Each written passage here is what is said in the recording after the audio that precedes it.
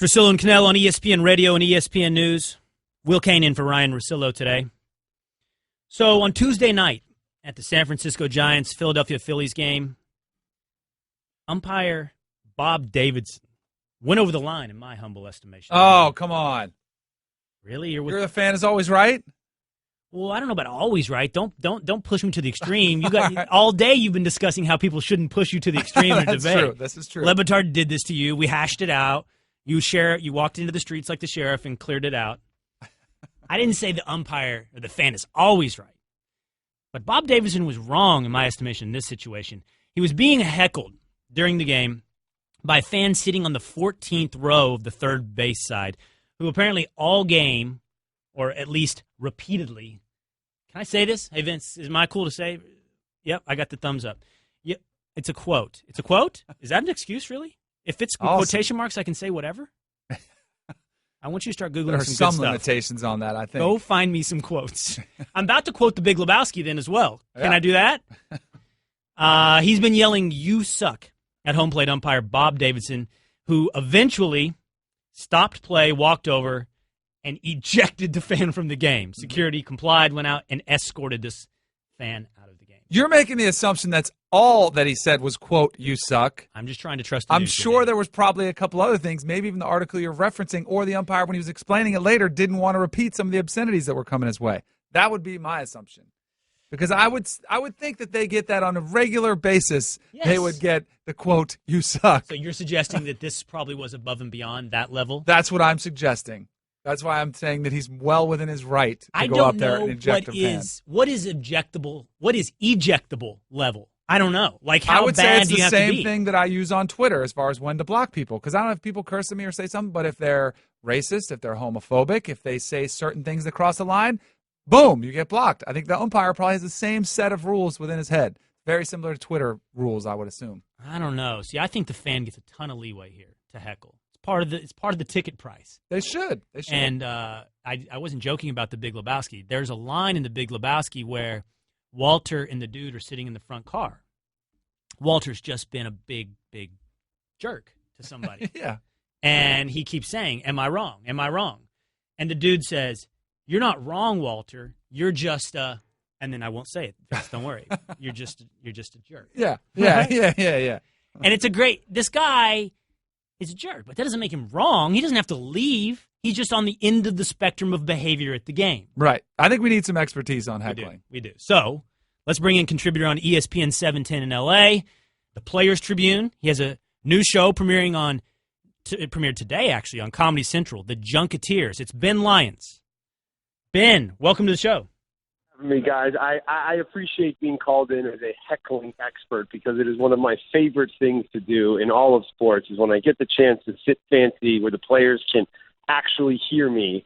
I really try to set my game up and be the best fan I can be, and I completely disagree with you, Will. What? It's 100% the fans' fault in this situation. Step your heckle game up, dude. You suck. The fact you had to ask Vince if you're allowed to say that on the radio proves that that's a terrible heckle.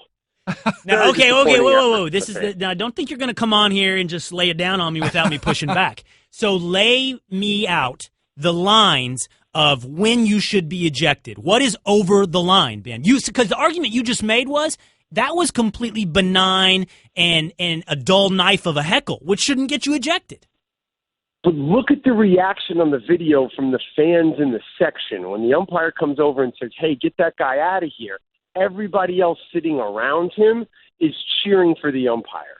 So that tells you everything you need to know about this situation. The point of going to sporting events now is not to watch the game. You get a better view from sitting at home watching on your couch or your VR goggles right now. It's for that community and camaraderie to interact with the other fans as well. When you're a good heckler, you have the other fans around you laughing at your jokes and heckling along with you. It's completely the fans' He's fault. nailing it. He's spot on here. So He's you're telling 100% right in this situation. But what I want to know from Ben, because you sound like you enjoy heckling the opposing player more than the officials. Is that true? Absolutely. When you get to sit up close and watch Chris Kaman play basketball and scream at him that he looks like he's a Viking, or that, ask Chris Kaman where the ring in Middle Earth is because he looks like he's in Lord of the Rings. Like, like, it gets reactions from the other fans. When you reference Tim Thomas's high school teammate, Shaheen Holloway, and say he was better than you at St. Patrick's, and Sean Marion waves a towel at you and says, yes, keep it going, and then Tim Thomas fouls out of the game after going 2 for 14, you really feel like you've made an impact. The real test, though, of a heckler and how brave you are is, would you do this heckling on the road? Like, would you heckle the home team? Absolutely. Listen, all jokes aside, we live in a post-Malice in the Palace world now where you're on camera, you're filmed, everybody's on social media. I mean, go back on YouTube and look at just look up like Washington Bullets heckler. There was this guy, his name escapes me, back in the 80s and 90s, who sat right behind the visiting bench in Washington, and he would scream on players. Like, he was a legend. There's an art to it, and this guy, by saying, you suck, boo, like, that's the worst. Okay. I agree with you, Danny. Doing it on the road takes an extra, special talent for heckling. But, yeah, when you go down to Miami and everyone's wearing white linen and listening to DJ Irie, you can heckle in your throwbacks pretty well. It's appropriate. Yeah, you referenced the legendary Robin Ficker. Oh, nice. That was the Bullets. Oh, I got Google at my fingertips. All right, Ben, I'm going to give you this. Your heckles were really good. I liked all of the examples you just gave. But here's why they're good. Beyond the fact that I subjectively thought they were funny, those were going to get in those players' heads. You got in Tim Thomas's head. You got, I assume, in Chris Kamen's head. And that is the mark of a good heckle. You were the home team rooting against or heckling the opposing team or attempting to tilt the favor of the game in your way. Now, this guy did the same thing. He clearly got under the ref's skin. I just don't like your standard that I have to be judged by those around me, that there's some like community vote of everyone that sits around me, and that's what's going to decide whether or not it was a good heckle or bad heckle.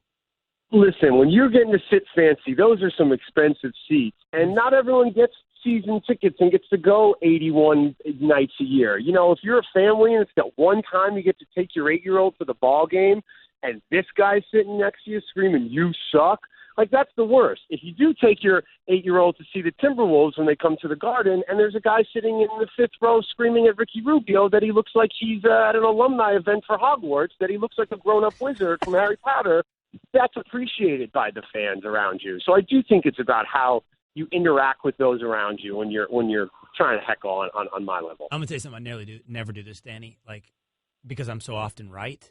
But I like to admit when I'm wrong, and Ben just won me over. Nice, really good. Good. I learned that you had to be. It was the Rubio Hogwarts. Yeah, thing. that You're was a Harry Potter fan. No. It was the kid high ground. I get it. No, it was the kid high ground. And you took the high ground with me on the kids thing, and I'm like, you're exactly right. I want that guy gone. You got to be creative and you got to do your research. That's what I learned. Ben, I want to ask you something about movies. What's going on with Suicide Squad? Is it as bad as I'm reading online?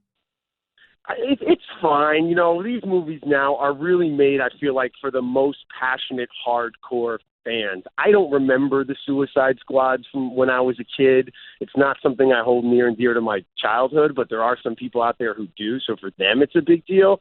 But for the rest of us, it's just a really loud shoot-'em-up superhero movie. And I got to be honest, guys, like driving around Los Angeles, every single movie poster in Hollywood has guns on it. Every single one. From Jason Bourne to the Suicide Squad, even something like, that Ryan Gosling movie from earlier the year, The Nice Guys. Russell Crowe's casually got a shotgun on his shoulder. Like, I'm just kind of tired of guns and movie posters given everything that's going on in this country. And unless you have a real connection to Margot Robbie's character, like, it's fine. It is what it is. What if you just have a connection? Leto doesn't have enough screen time. Yeah, he doesn't have enough screen time to really put his fingerprints on the Joker for me, to be honest. What if you just have a connection to Margot Robbie? Well, don't we all? I mean, yeah, where do I pay my $15? I don't care what the clown makeup looks like. But come on, guys. Like that. That's what this is for. It's for 16-year-old boys who are like, ooh, violence, hot girl. It's like, all right. For the rest of us who want a little something more on a Friday night, like Adnan Burke, whose movie reviews I love, there's a lot better stuff out there. All right, I got to follow up. One quick one. What about The Phenom? Did you see The Phenom, and what was your review if you saw it? Haven't seen The Phenom. I've been too busy on the golf course, Danny. All right, good. Ask you, because Ryan's out today. We can talk golf. I shot an 84 at Mountain Gate this morning. Boom. Haven't you heard? Everybody's giving up golf. It's over. Golf is over, Ben. All right, that's Ben Lyons. He's a contributor for ESPN 710 in L.A. and the Players Tribune. Appreciate it, Ben. You can always heckle me wherever you want. anywhere. Listen, Will, you look like a grown-up wizard at a 5-year Hogwarts reunion. Do a better radio show. Oh, there you go.